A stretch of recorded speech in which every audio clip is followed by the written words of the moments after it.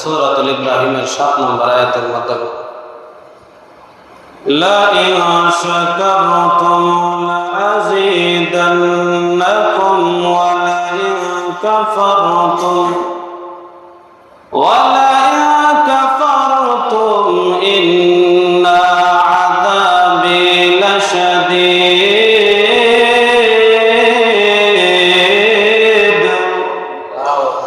আল্লাহ রাব্বুল আলামিন বললেন, হে আমার বান্দারা শুনিয়া নাও, তোমরা যদি আমি আল্লাহর নিয়ামত পাওয়ার পরে শুকরিয়া আদায় করো, আমি আল্লাহ তাআলা তোমাদেরকে বহু গুণে নিয়ামত বাড়ায়া দেই।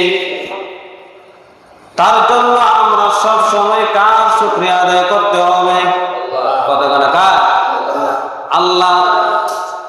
যারা মানুষের শুকরিয়া আদায় করতে পারে না, তারা মহান রব্বুল আলামিনের শুকরিয়া আদায় করতে পারে না। বলে ওজন মানুষের শুকরিয়া কিভাবে আদায় করে? আপনাকে একজন মানুষ উপকার করছে, উপকার করার পরে আপনি অত্যন্ত পক্ষে তার ধন্যবাদ দেওয়ার দরকার।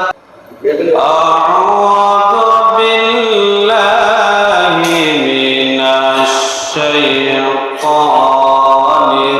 রাজীম।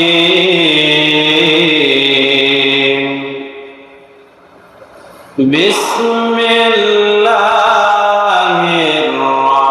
রাহমানির রাহিম।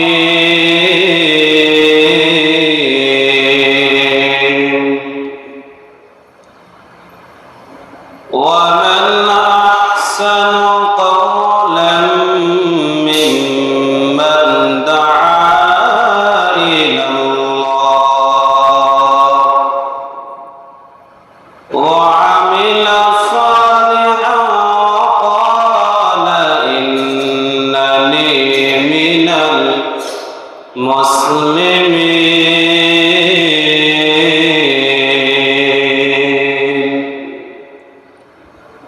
وقال رسول الله صلى الله عليه وسلم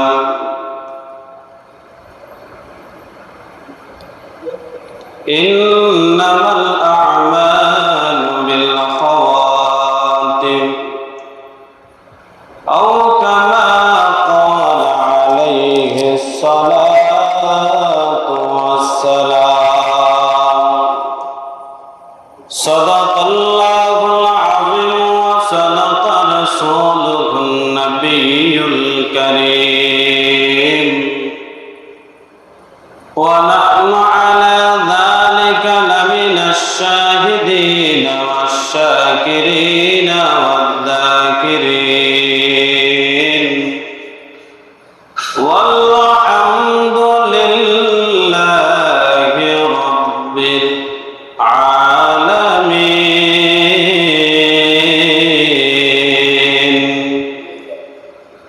إن الله وملائكته يصلون على النبي يا أيها الذين آمنوا صلوا عليه وسلموا تسليما.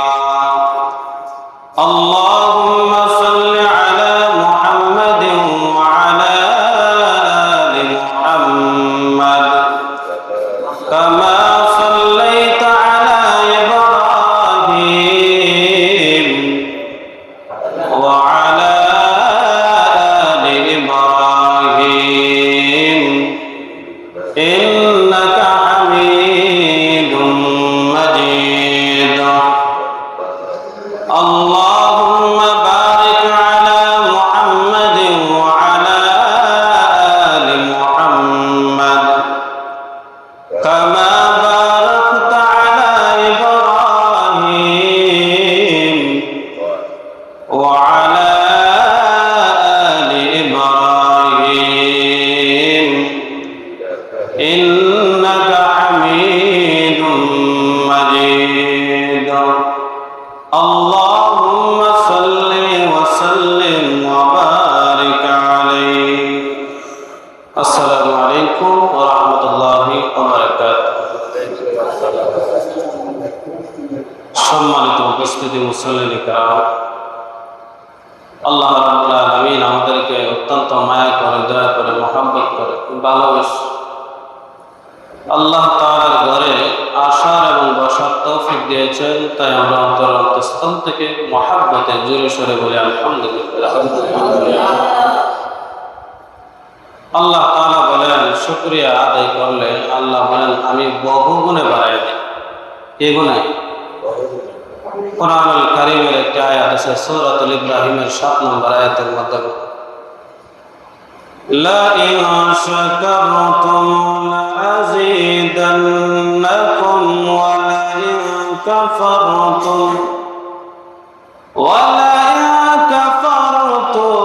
ইন্না আযাবি লাশাদীদ।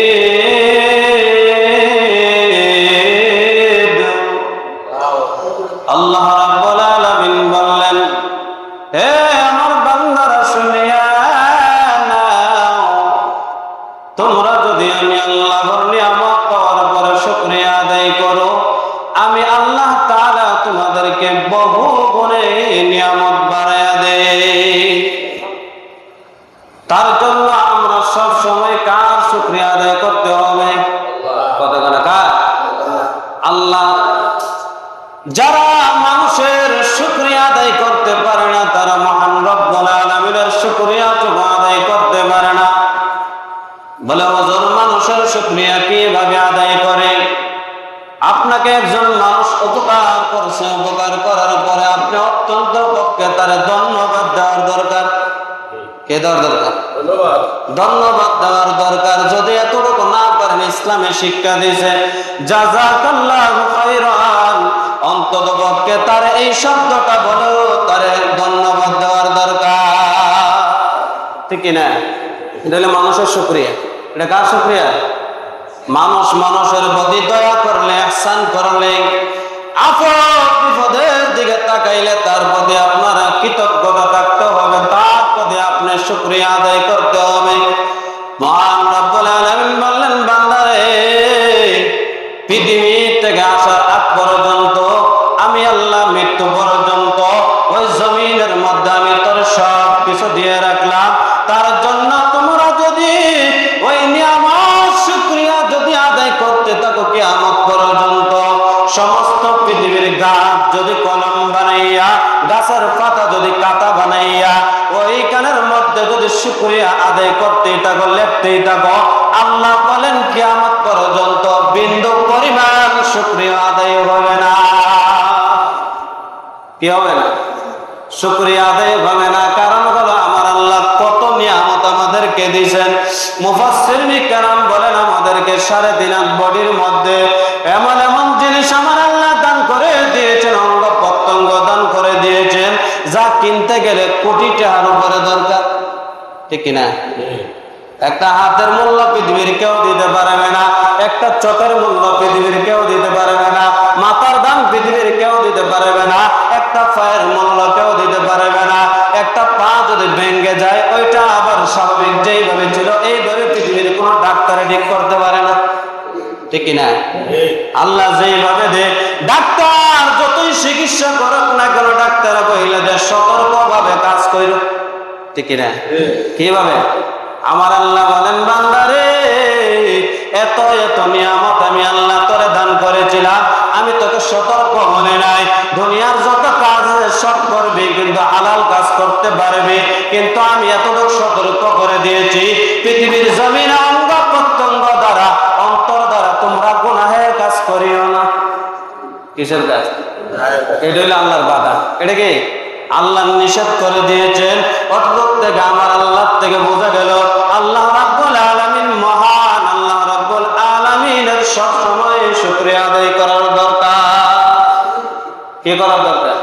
শুকরিয়া। যে অবস্থায় থাকেন না কেন, অনেকরা আছে জিজ্ঞাসা করলে, ভাই কেমন আছেন? তেমন ভালো না। আচ্ছা, এই কথাটা কইছে, যেইভাবেই থাকেন সর্বপ্রথম কি করতে হইব? আলহামদুলিল্লাহ। কি বলতে হইব? আলহামদুলিল্লাহ। কিয়ামতের ময়দানে একটি হাদিসের মধ্যে দেখলাম, সর্বপ্রথম যারা জান্নাতের দিকে যাবে, আল্লাহ রাব্বুল আলামিন তাদেরকে ডাক দিবেন, ডাক দেয়া বলবেন, আসো যারা সুখ দুঃখের সময়, কষ্টের সময়, বেদনাদায়ক সময়, যারা সুখের সময় আলহামদুলিল্লাহ বলছো, দুঃখের সময় আলহামদুলিল্লাহ বলছো, আমি আল্লাহ রাব্বুল আলামিন ঘোষণা দিয়ে দিলাম তোমরা সবার আগে জান্নাতে প্রবেশ করো। কারণ সুখে দুঃখের সময় শুকরিয়া আদায় করেছেন কার? সুখে থাকলো আলহামদুলিল্লাহ, দুঃখে থাকলো আলহামদুলিল্লাহ। এই শব্দটা মুখ থেকে সরানো যাবে না। সকল প্রশংসা কার? আল্লাহ। তার জন্য আজকে থেকে নিয়ত করবেন, শরীর ভালো না, মন ভালো না, এই কথা বলার আগে আলহামদুলিল্লাহ জবান থেকে বার করতে হবে। কি বার করতে? আলহামদুলিল্লাহ। আল্লাহ যেভাবে রাখছে আলহামদুলিল্লাহ। আমার বয়সের কত মানুষ কবরস্থানে শুয়ে আছে, ঠিক না? আমার বয়সের কত মানুষ হসপিটালের বেডে শুয়ে রয়েছে। আমার বয়সের আমার নাতি, আমার ছেলে কত মারা গেছে, কিন্তু আমার আল্লাহ বাঁচায় রাখছে। এটার দিকে তাকাইলে তো আলহামদুলিল্লাহ মুখ দিয়ে আমার কথা, ঠিক না? তাহলে গত সপ্তাহ 10টা আযানের ফজিলত বলছিলাম। কয়টা? 10টা বলছিলাম। 11 নম্বর ফজিলত হলো একা থাকলে যারা বাড়ি ঘরের ভিতরে, রাস্তাঘাটে অথবা কোনো জমিনের মধ্যে গেছেন, কোনো আওয়ারের মধ্যে গেছেন, বিভিন্ন অঞ্চলে গেছেন, পাহাড় অঞ্চলে গেছেন, আজানের সময় হয়ে গেছে, নিজে নিজে আজান দিয়ে নামাজ পড়বেন। কি দিয়া? নিজে নিজে আজান দিয়ে। রাসূল কারীম সাল্লাল্লাহু আলাইহি ওয়াসাল্লাম বলেন নিজে নিজে আজান দিলে কি হবে? বলে নিজে নিজে আজান দিলে এটা হলো বড় সওয়াবের কাজ। আর যদি আজান দিয়ে নামাজ পড়তে পারেন আর আপনার নামাজের ইকামত দিবেন, ইকামত দেওয়ার পরে কোনো মানুষ আপনার নামাজে অংশগ্রহণ করে, তাহলে জামাতের সওয়াব আপনি পেয়ে গেলেন। কিসের সওয়াব? জামাতের সওয়াব। জামাতে নামাজ পড়লে 25 থেকে 27 গুণ সওয়াব। যারা পড়েন না খেয়াল করেন, জামাতে যারা পড়ে তারা কয় গুণ সওয়াব পায়? 25 থেকে 27 গুণ সওয়াব। আর যারা পড়ে নামাজ পড়ে তারা 1 গুণ। কয় গুণ? মোল্লা কারি আলী রাহমাতুল্লাহি আলাইহি একটি ঘটনার মধ্যে বলেন, আমি জামাতের সাথে নামাজ পড়াকে মনে করি 1000 বার করে নামাজ পড়ার চেয়ে উত্তম। সুবহানাল্লাহ। কয়বার? জামাতে নামাজ পড়াকে 1000 বার করে নামাজ পড়ার চেয়ে উত্তম। কারণ হলো জামাতের মধ্যে এমন একটা সময় আছে যে সময়টা ইমাম সাহেব বলে ওয়ালাদ-দাল্লিন আর সকল মুসল্লিরা বলে আমিন, কিন্তু একা একা নামাজ পড়লে এই সুযোগটা পাওয়া যায় না। কারণ হলো আমিন বলার সাথে সাথে ফেরেশতার আমিন যদি আর আমার আমিন যদি মিলে যায়, তাহলে আল্লাহ রাব্বুল আলামিন তার সমস্ত জিন্দেগীর গুনাহ খাতা মাফ করে দেয়। কি করে দেয়? সমস্ত জিন্দেগীর গুনাহ খাতা মাফ করে দেয়। তার জন্য আমি একা একা যদি নামাজ পড়ি রে, তাহলে আমি ওই জামাতে নামাজ পড়ার আমিন পাইতাম না। 1000 বার যদি জামাত পড়ি একা একা, তারপর আমি মনে করি একবার জামাতের নামাজ পড়ার সওয়াব পাইলাম না। যারা একা একা পড়েন খেয়াল করেন কথাগুলো। একা একা নামাজ পড়বেন না। ঘরের ভিতরে নামাজ মসজিদ বানানো হয়েছে, টাইলস টুস লাগানো হয়েছে কিসের জন্য? কিসের জন্য? ইবাদত খানা বানানো হয়েছে। আগেকার নবীদের দিকে তাকাইলে দেখা যায় এমন একটা জায়গা ছিল, ওই জায়গার ভিতরে গিয়ে ইবাদত করতে হইতো। অন্য জায়গাতে ইবাদত করলে কবুল হইতো না, ইবাদত হইতো না। কিন্তু আমার নবী কেমন একটা বৈশিষ্ট্য দান করে দিলেন, ও পয়গম্বর, আপনার উম্মতের জন্য এমন একটি বৈশিষ্ট্য আমি আল্লাহ রাব্বুল আলামিন দিয়ে দিলাম। আপনার উম্মত যেখানেই থাকুক না কেন, যে অবস্থায় থাকুক না কেন, জমিনের উপরে নামাজ পড়লে, জমিনের উপরে নামাজ পড়লে, যে কোনো জায়গায় নামাজ পড়ুক না কেন, পাহাড়ের উপরে নামাজ পড়লে, বিল্ডিং এর উপরে নামাজ পড়লে, আমি আল্লাহ রাব্বুল আলামিন নামাজের সুযোগ দিয়ে রাখছি। কি দিয়ে রাখছি? সুযোগ দিয়ে রাখছি, নামাজ পড়ার সুযোগ দিয়ে রাখছি। তামাম পৃথিবীটা তাদের জন্য আমি আল্লাহ ইবাদত খানা বানায়া দিছি। কি দিছেন? ইবাদত খানা। আরেকটা তাফসীরের কিতাবের মধ্যে দেখলাম মুফাসসিরিন কেরাম বললেন জামাতের সাথে নামাজ পড়লে এত পরিমাণ সওয়াব হয়। 527 রাকাত নামাজ পড়লে যে পরিমাণ সওয়াব, একবার জামাতে নামাজ পড়লে এই পরিমাণ সওয়াব। কয়বার? আর খেয়াল করেন আরেকটা হাদিসের মধ্যে আছে, যারা জামাতে নামাজ পড়ে তারা হলো পাক্কা মুমিন। তারা কি? আর যারা জামাতে নামাজ পড়ে না,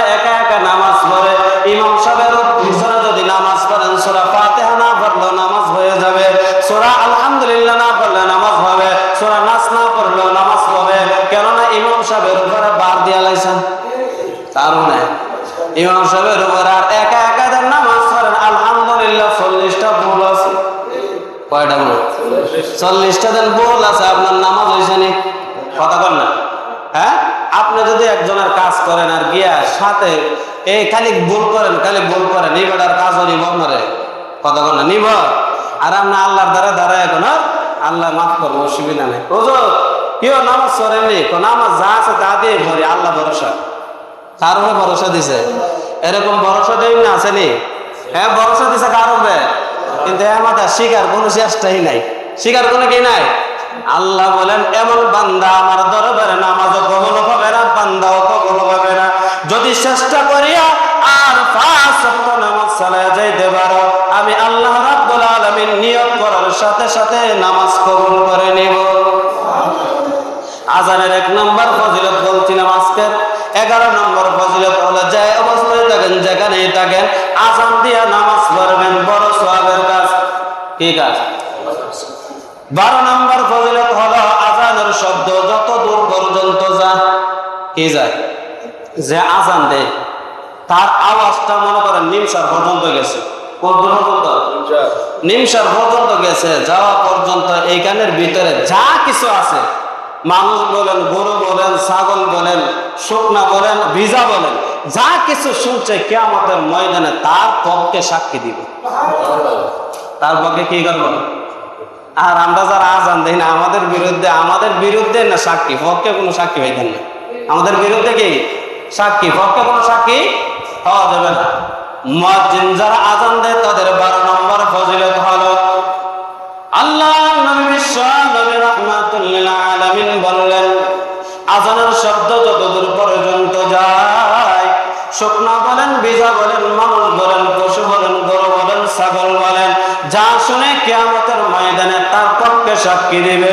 আল্লাহ সে দুনিয়ার জমিনে আজান দিয়েছিল, আমাদের কানে পৌঁছে গেছে, আল্লাহ তারে মাফ করে দেন। সুবহানাল্লাহ। আজান দেওয়ার দরকার আছে নি? সবাই বলেন না, আজান দেওয়ার দরকার আছে নি? তো দিবেন তো ইনশাআল্লাহ? কথা বলেন, দিবেন তো ইনশাআল্লাহ? 13 নম্বর, আজানের পর যারা দোয়া করবে, ওসিলার দোয়া। কিসের দোয়া? নবীজির শাফায়াত পাবে যারা দোয়া করবে। আল্লাহর নবী বলেন, যারা আযানের পরে দোয়া করবে, আল্লাহুম্মা রাব্ব হাযিহি দা'i দোয়া করবে এবং নবীর জন্য, ওসিলার জন্য দোয়া করবে, আল্লাহ রাব্বুল আলামিন এই উম্মতরে কিয়ামতের ময়দানে ওসিলা করে মাফ করে দিবে। সুবহানাল্লাহ। নবীর শাফায়াত যারা পাইছে এরা কি জাহান্নামে যাইবে? না, কই যাইবা? রাসূলের সাথে কই যাইবা? জান্নাতের ভিতরে। 14 নম্বর, আজান শুনে উত্তর দেওয়া ঈমানের একটা পরীক্ষা, ঈমানের একটা নিদর্শন।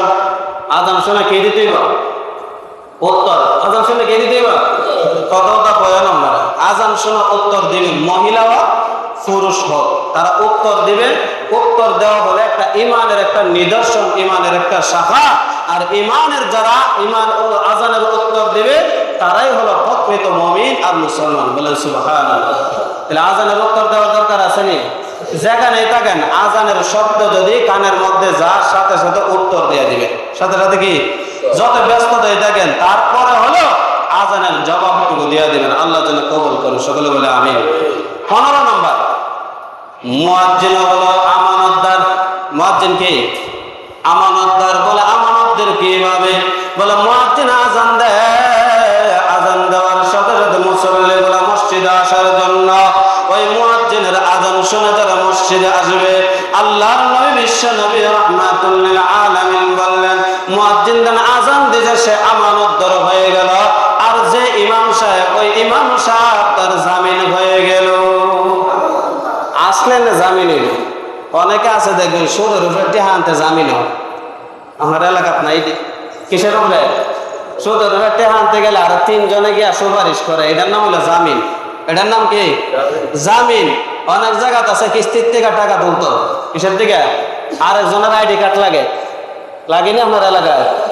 আরেকজনের আইডি কার্ড লাগে, আরেকজনের সাক্ষী লাগে। মানুষটা ভালো না খারাপ পছন্দ গেলে এরকম না? মানুষটা ভালো না খারাপ হয়, স্যাররে যদি গিয়া কত ভালো তাইলে টেহা দেয়, ঠিক না? এটার নাম কি? জামিন। এটার নাম কি? জামিন। ইমাম সাহেব জামিনদার, কারণ হলো হিসাবে আসে, ইমাম সাহেব দাঁড়াইলো মানে সব কিছু জামিনদার ইমাম সাহেবের উপরে দেয়া দিছে। কার উপরে? ইমাম সাহেবের উপরে। যদি ইমাম সাহেবের উপরে জামিনদার দিয়া এরপর যদি আবার বাহিরে গিয়ে ইমাম সাহেবের গালি দেন, বুঝেন নাই কথা? ইমাম সাহেবের যদি সবকিছু দিয়া একজনের থেকে টাকা আনছেন তো আনছেন, টাকা চাইলে আবার গালি দেয়, এরকম লোক আছে না নাই? কত টাকা আর মাইরা দিব নে, একবার না একবার দিব তো, এরকম আছে না লোক? তো ইমাম সাহেবরে যারা গালি দেয় তারাও তাদের থেকে আরো বেশি খারাপ, তাদের থেকে বেশি খারাপ। কারণ একটা কথা মনে রাখবেন, আপনি যদি শাসন গাছের থেকে বাসে ওঠেন, উদাহরণ দিতেছি বোঝার জন্য, শাসন গাছের থেকে যদি আপনি বাসে ওঠেন, একটা বাস কিন্তু নিমসার থামে না, ডাইরেক্ট জায়গা চান দিনে কই যায়, আর একটা বাস কই থামে? নিমসার থামে।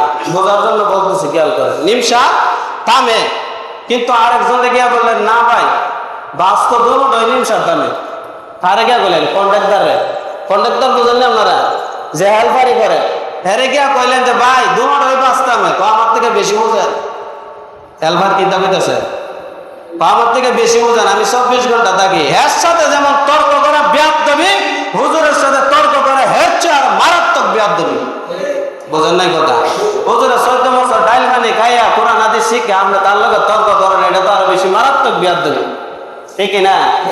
হাদিস কোরআন আছে, হাদিস একটা দিলে বাইর করে পড়তে পারতেন না, নাম দেওয়া রাখছেন অন্য কিছু, কিন্তু হুজুরের সাথে তর্ক করেন, এটা বেয়াদবি ছাড়া আর কিছু হতে পারে না, ঠিক না? তাহলে বোঝা গেল আলেমদের সাথে তর্ক বিতর্ক চলে না। আলেমরা কোরআন হাদিস দিয়া কথা বলে, যেটা আপনার মানার ইচ্ছা মাইনা নেবেন, কিন্তু তার বিরোধিতা করা যাবে না। কি করা যাবে না?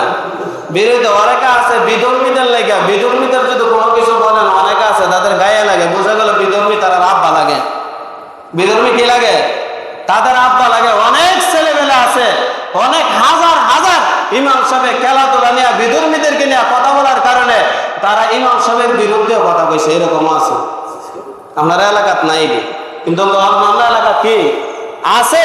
তাইলে বোঝা গেল ইমাম সাহেব থেকে বিধর্মীরা তাদের আপন হয়েছে। কি হয়েছে? তাইলে ইমাম সাহেবের উপরে বার না দিয়া ওই বিধর্মীদের উপরে নামাজের বার দেওয়ার দরকার, জিম্মাদারি দেওয়ার দরকার, ঠিক না? তাহলে বোঝা গেল যত ইহুদি খ্রিস্টান হোক না কেন, তারা আপনার বাপ ভাই না, কিন্তু ইমাম সাহেব যে জামিনটা নিবে, জিম্মাদার নিবে, পৃথিবীর কোনো মানুষই নিতে পারবে না, ঠিক না? সূরা ফাতিহা জানেন না, সূরা নাস জানেন না, ফালাক জানেন না, ইমাম সাহেবের পিছনে গালি কইছেন আল্লাহু আকবার, শেষ।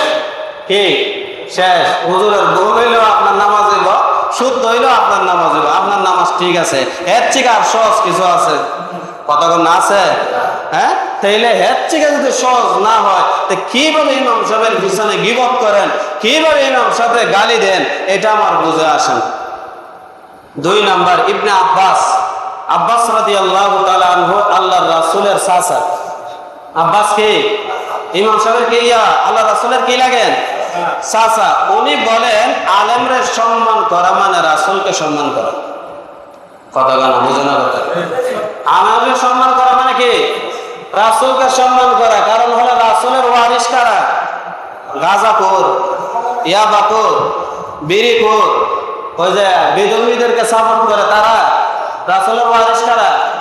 আলেম উলামা। তাদেরকে সাপোর্ট করলে রাসূলকে সাপোর্ট করা হবে, তাদেরকে মানলে রাসূলকে মানা হবে, তাদেরকে ইমাম মানলে রাসূলকে ইমাম মানা হবে। কারণ হলো তারা হলো রাসূলের উত্তরসূরি। তারা কি? কোন খারাপ মানুষ হয়ে গেছে যে তারা ফলো করে আমার উত্তরসূরি হয়ে গেছে? কি বলছে? ইন্নাল উলামা ওয়ারাসাতুল আম্বিয়া, নিশ্চয় অবশ্যই উলামায়ে কেরাম হলো আমার উত্তরসূরি। কার? নবীগণের উত্তরসূরিকে আলেমগণ। তাহলে বোঝা গেল আলেমরে গালি দেওয়া মানে রাসূলরে গালি দেওয়া, আলেমরে মহব্বত করা মানে রাসূলরে মহব্বত করা। অনেকে এই বিষয়টা বোঝাইতেই পারে না, অনেকে বুঝতেই চায় না আলেম কাকে বলে, এটা অনেকের মাথায় ঢুকেই। তাহলে 16 নম্বর, কয় নম্বর? মুয়াজ্জিনের জন্য সুসংবাদ রয়েছে। মুয়াজ্জিনের জন্য কি রয়েছে? সুসংবাদ রয়েছে। বলে কি সুসংবাদ?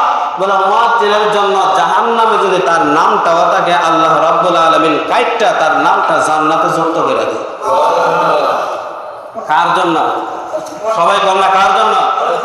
মুয়াজ্জিন যে আজান দেয় 5 ওয়াক্ত, তার কি নামটা যদি জাহান্নামের কাতায় থাকে, ওই নামটা জাহান্নাম থেকে কাইটা জান্নাতের কাতার মধ্যে তুইলা দেয়।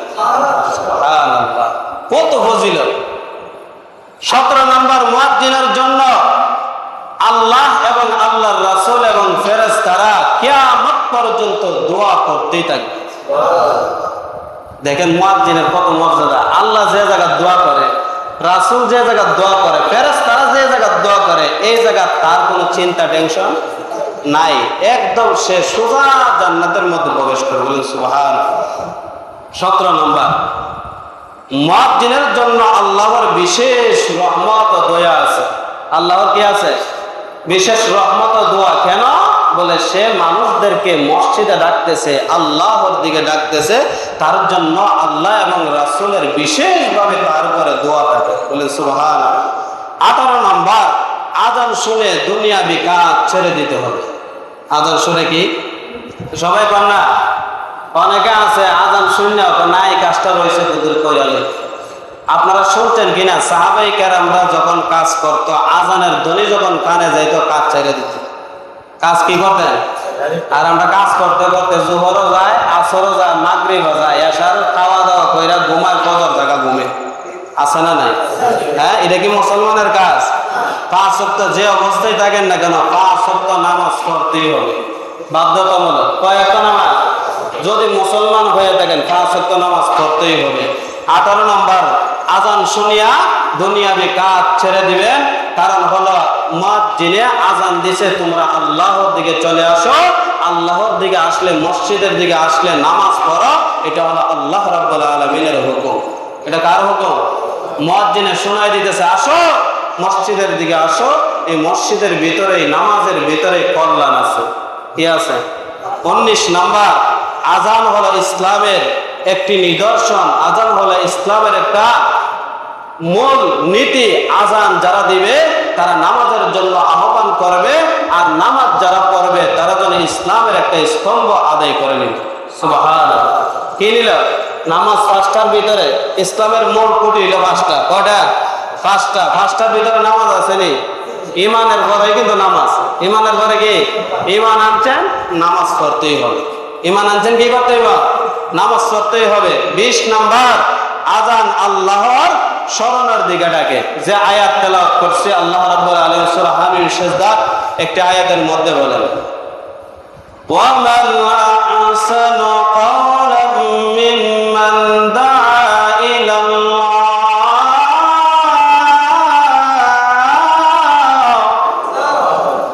ওয়া আমিলা সালিহান ওয়া ক্বালা ইন্নানি মিনাল মুসলিমিন।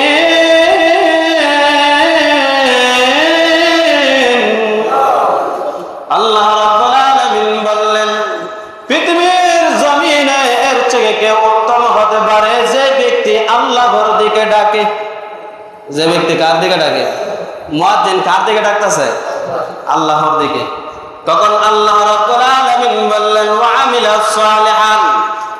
মুয়াজ্জিন যখন ডাক দেয়, তোমরা আমালে সালিহান করতে আসো, নামাজ আদায় করতে আসো। এটা একটা আমল, আর এটা গুরুত্বপূর্ণ আমল। আল্লাহ রাব্বুল আলামিন বলেন, ক্বালা ইন্নানি মিনাল মুসলিমিন।